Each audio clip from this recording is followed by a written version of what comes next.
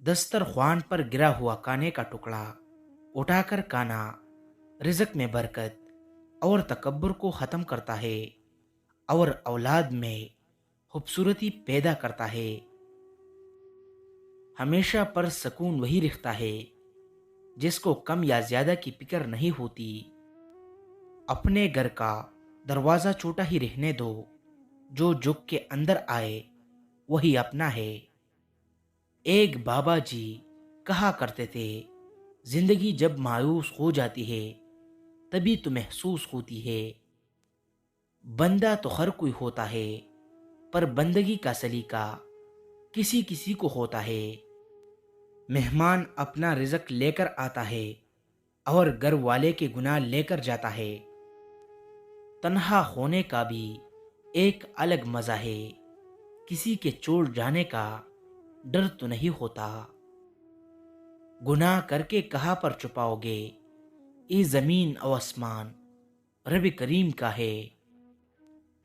झगड़े भी बच्चों की तरह होते हैं, इनको पालते रहे तो बड़े हो जाते हैं। अच्छाई ये नहीं कि लोगों के साथ अच्छा किया जाए, अच्छा ये है कि किसी भी इंसान के साथ बुरा ना किया जाए। किसी शख्स की सोच देखनी हो तो उससे किसी चीज़ का मशवरा ले लो, इससे उसकी बदी नेकी इंसाफ और इल्म सब पता लग जाएगा। अगर इंसान को मालूम हो जाए कि लोग उसको कितनी जल्दी से भूल जाते हैं, वो कभी खुद को देने के लिए ना गिराए ना तकाए। जब मशीन को जंग लगता है तो उसके पुर्जे शोर करना शुरू कर देते हैं। इसी तरह जब किसी की अकल को जंग लग जाए तो जुबान फजूल गुफ्तगू करने लगती है। तुम पर गम आए तो उसको गुस्से में ना बदलो, क्योंकि जब गम में गुस्सा आ जाए फिर ना तकदीर पर भरोसा रखता है ना खुदा पर। पंजरे में पैदा होने वाले जानवरों को लगता है कि उड़ना एक बीमारी है।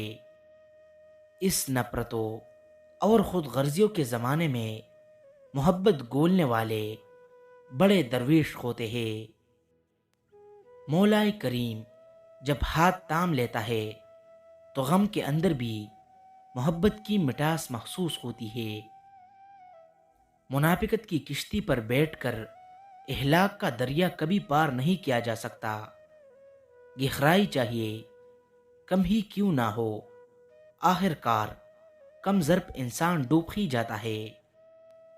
जहाँ बच्चों की जुबानें बड़ी हो जाए वहाँ बड़ों के रुतबे ख़त्म हो जाते हैं।